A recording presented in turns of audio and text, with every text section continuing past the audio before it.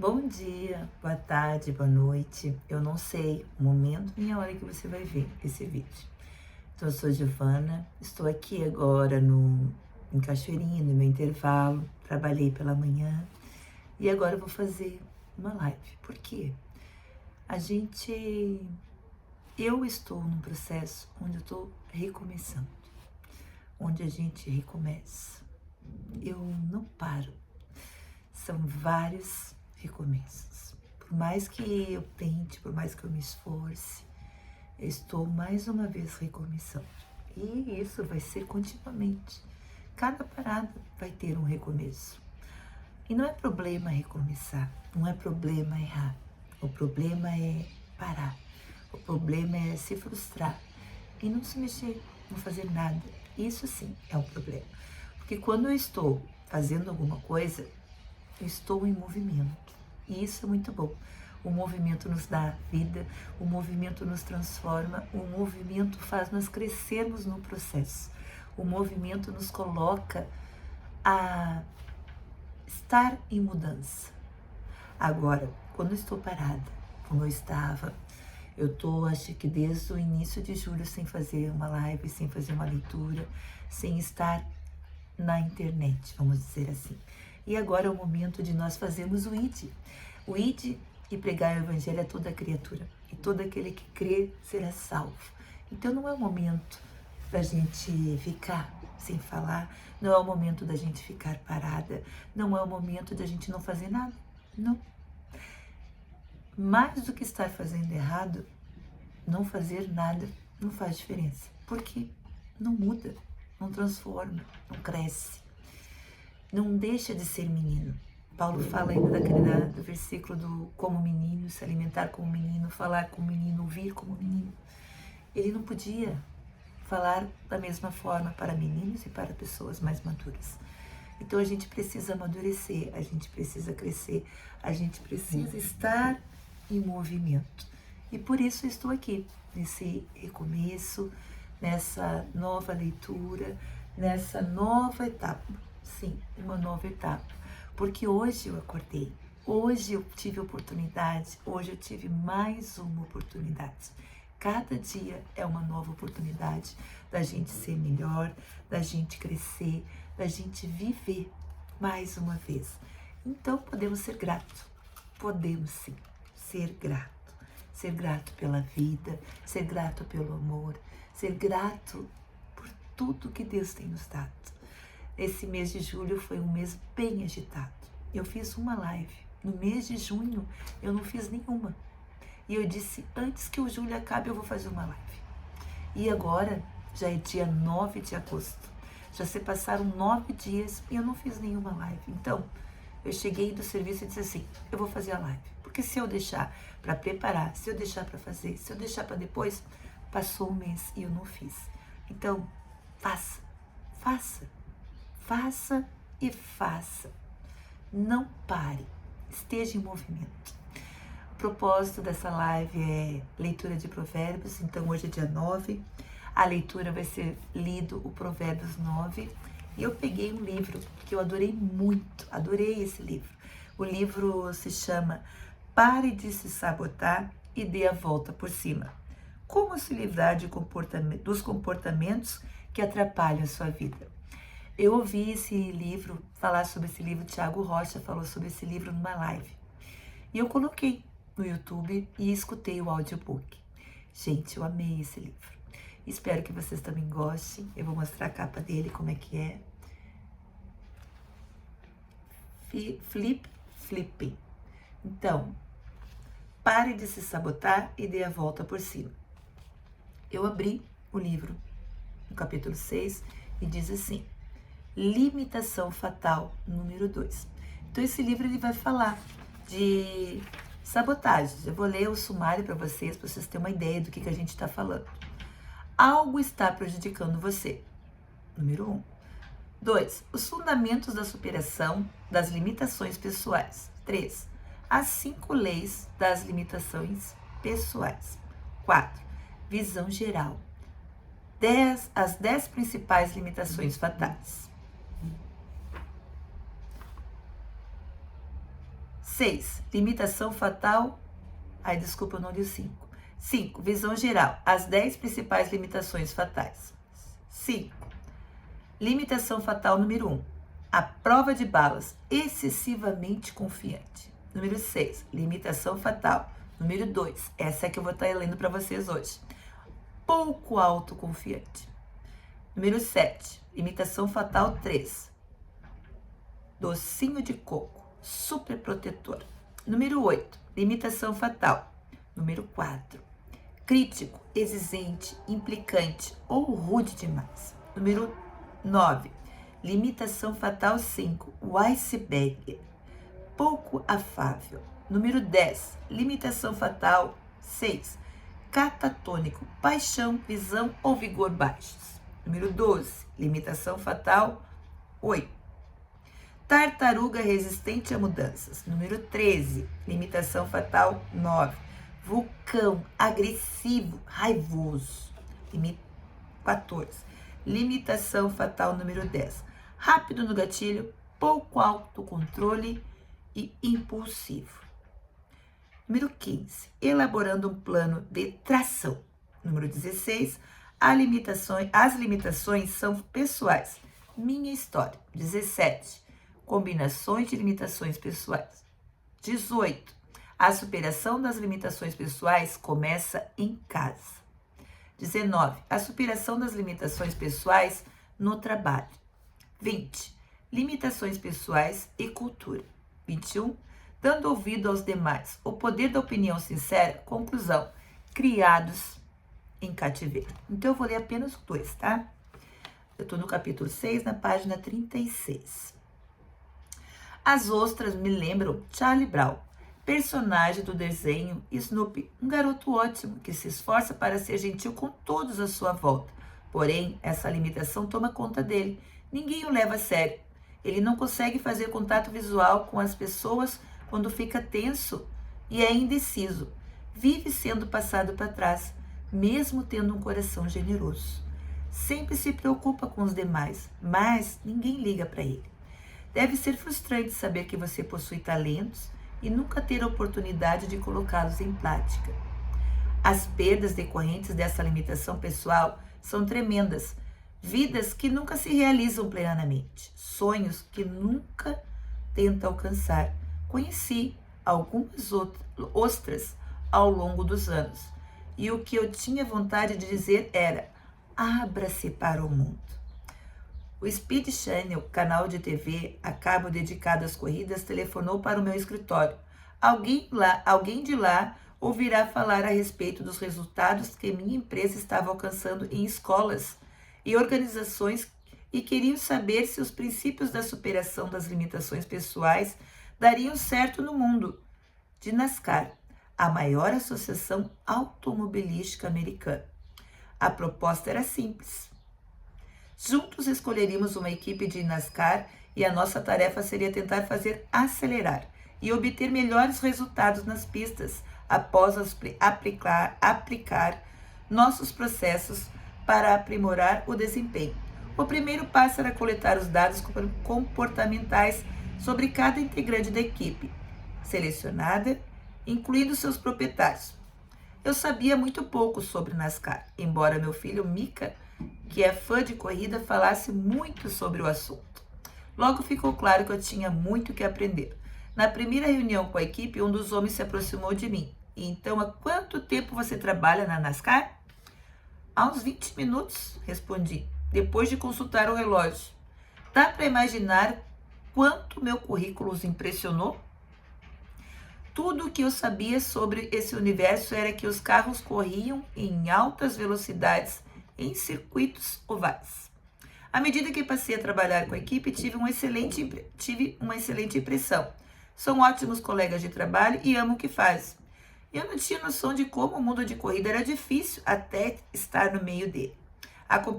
A competitividade é incrível e o ritmo quase sempre à beira da insanidade. Todas as equipes de NASCAR enfrentam uma temporada bem longa, de fevereiro a novembro, quase sem pausas entre uma semana e outra. Com todas as corridas realizadas em fins de semana, NASCAR tem um profundo impacto na vida familiar. o que se reflete em índices de divórcio mais altos do que em muitos outros esportes. O cronograma é apertado e a competição é feroz. Para aumentar mais ainda a pressão, a proporção de vitórias nas corridas é diferente de outros esportes. A cada semana, entre 32 e 36 pilotos competem e só um deles sai vencedor. A competição não vale apenas para cada vitória, mas também pelos pontos acumulados. Trata-se de um esporte extremamente difícil e que poucos chegam ao topo. Nossa tarefa era melhorar o desempenho da equipe, que estava no 23º lugar. Dedicamos um tempo a avaliar cada integrante da equipe e identificamos algumas áreas que precisariam de estudos mais profundos. O piloto Casey era um jovem muito dedicado, começara a competir aos 15 anos, com 18 já tinha se tornado vencedor. Ele trabalhava há algum tempo com o chefe da equipe e tinha um talento inato. Então, qual era o problema? Por que só estava em 23ª posição? Quais eram as limitações? E por que deveríamos iniciar o processo, aumentar a velocidade e melhorar o desempenho? Perdendo a corrida da autoconfiança. Uma das minhas principais crenças é de que nenhum grupo ou organização é capaz de superar as limitações de seus líderes. Em uma equipe de corrida existem vários níveis de liderança, a começar pelos proprietários.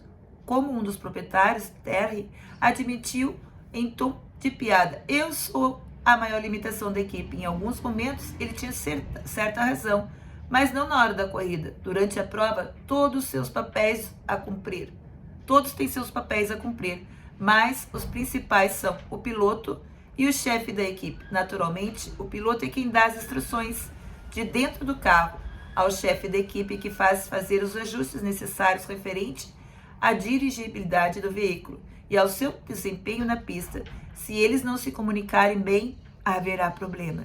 No caso da equipe de Fritz, o chefe recebia instruções de Casey, mas nem sempre efetuava as mudanças que este pedia, acreditando que sabia como corrigir o problema de uma maneira melhor.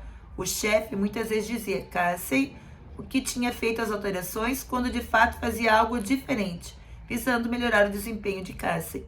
Em outras palavras, o chefe tirava suas próprias conclusões e fazia as mudanças que ele achava que o piloto precisava, sem que esse tomasse conhecimento. Em pouco tempo, os dois falavam línguas diferentes, a autoconfiança de Casey diminuía rapidamente. Comparando os resultados nas pistas, também constatamos que a escala de autocontrole de Casey estava alta demais. O resultado era um piloto com medo de assumir riscos, que não aproveitava as ocasionais aberturas que faziam galgar posições. O fato de não receber do chefe da equipe o apoio que precisava também não ajudava Casey, prejudicando seu desempenho. Nós precisamos aumentar sua autoconfiança e baixar seu nível de autocontrole.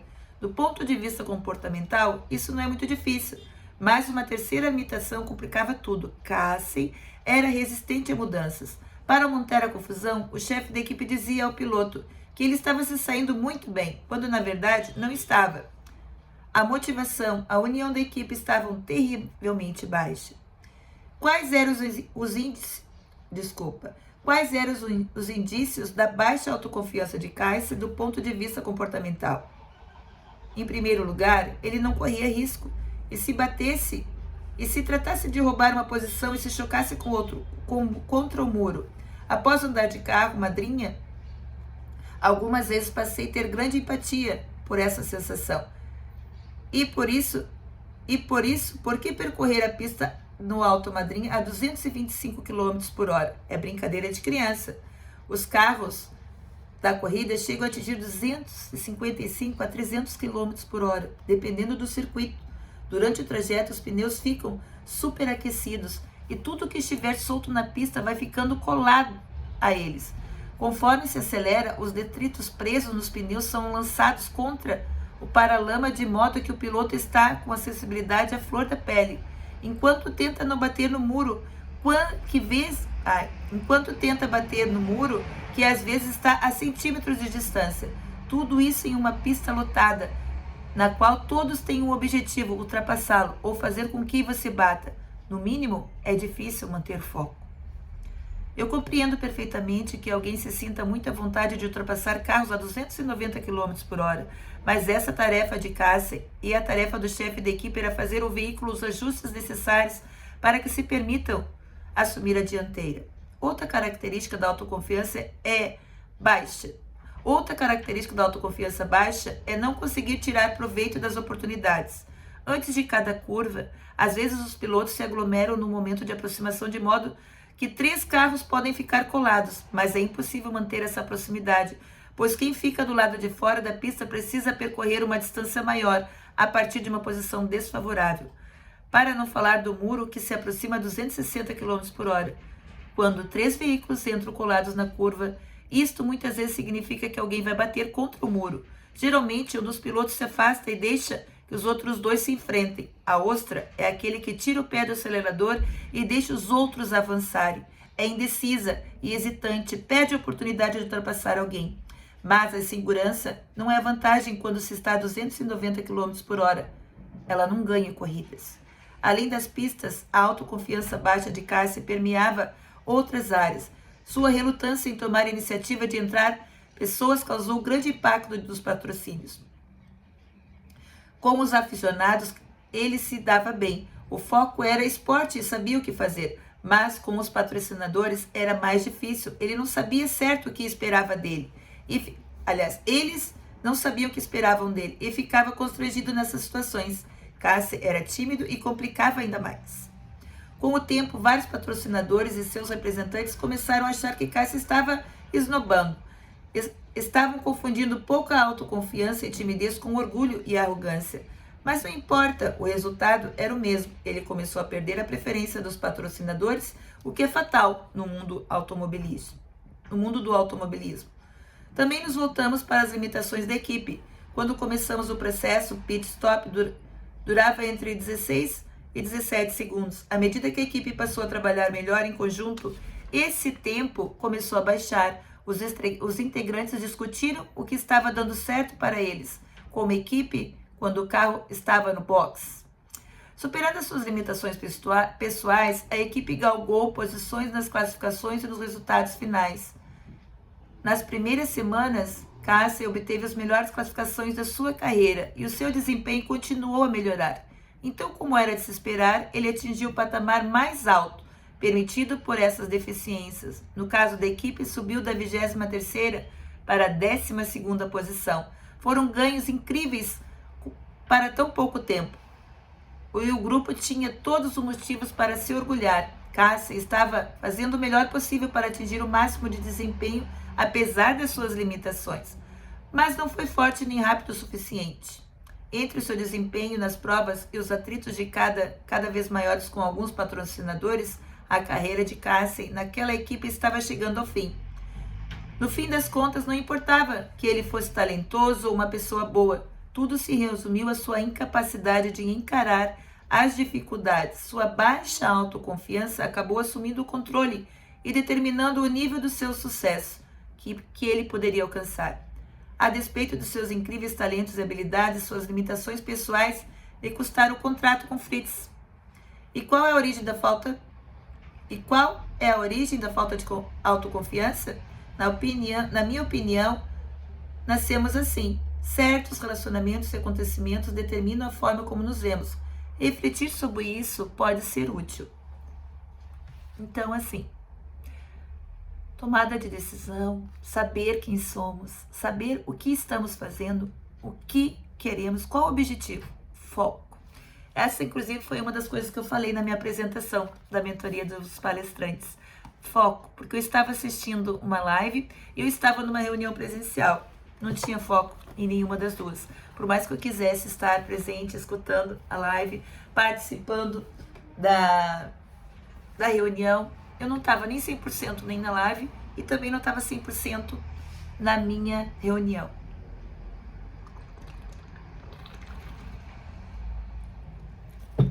A gente precisa saber o que nós estamos querendo, qual o nosso objetivo. Então, vamos começar agora a leitura de Provérbios 9. Os convites da sabedoria e da insensatez. A sabedoria construiu a sua casa e ergueu 7 colunas. Matou animais para a refeição, preparou seu vinho, arrumou a sua mesa. Enviou suas reservas para fazerem convites desde o ponto mais alto da cidade, clamando: venham todos os inexperientes. Aos que não têm bom senso, ela diz: venham comer minha comida e beber o vinho que preparei. Deixem a insensatez e vocês terão vida.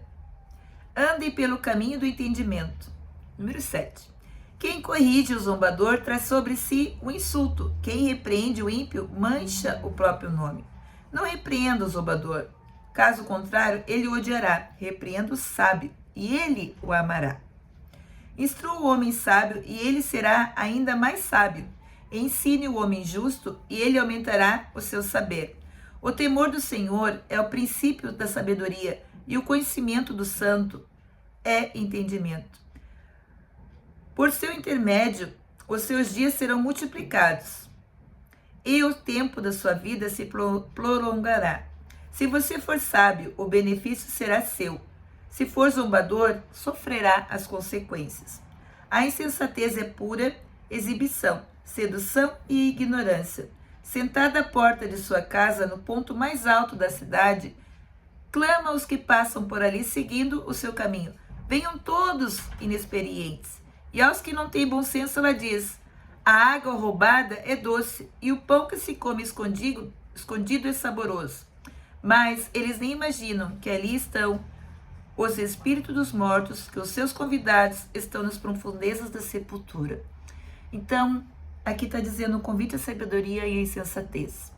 Então, que nós vamos ter, sim, um convite à sabedoria. Que nós vamos ser sábios. Sábios. E para ser sábio, eu preciso tomar decisões certas, andar com pessoas certas, fazer as coisas certas, que não basta eu saber, eu preciso fazer. Porque quando eu tenho conhecimento, quando eu sei o que precisa ser feito e eu não faço, não te vale nada o meu conhecimento. O conhecimento sem ação, ele não existe. É um conhecimento, eu fico com a minha cabeça cheia de conhecimento, mas se eu não pratico o que eu sei, se eu não faço o que eu aprendi, eu não estou dando liberdade para mim mesmo crescer. Eu estou me sabotando, me auto-sabotando. Eu preciso sim agir, eu preciso sim tomar decisões, eu preciso saber dizer não, eu preciso lutar pelos meus direitos, eu preciso ter a consciência do que é certo e do que é errado. E se eu sei o que é errado, eu não vou fazer, independente da situação, independente da circunstância, independente das pessoas também. Porque às vezes a gente acaba se dando lá aquele exemplo do Charlie Brown. Ele sabe, ele é bonzinho, mas ele não faz as coisas, ele não toma a iniciativa, ele não faz. E o que que acontece? A gente fica igual a ostra, igual a corrida que foi lida ali no livro, que tinha três carros correndo e o terceiro, ele tem que desacelerar, porque se ele acelerar, ele pode correr o risco, sim, de bater no muro. Então é mais fácil que eu não correr risco. Mas se eu tô certa, se eu tenho que tomar uma decisão, e se eu preciso fazer alguma coisa, está na hora de eu agir.